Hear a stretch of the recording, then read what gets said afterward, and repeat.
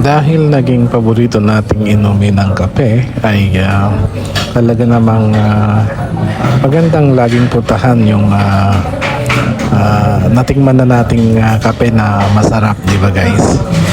Kaso pag pumunta ako dito, laging namamali o kaya mga ilang establishment ay namamali yung pangalang ibinibigay sa akin, guys. Maganda sana, di ba guys? Ang sarap na nung ano. Actually, karamihan ang napuntahan ko, masarap yung kanilang kape. Kaso nga, ang nangyayari at madalas mangyari pala sa akin na naiiba yung pangalan.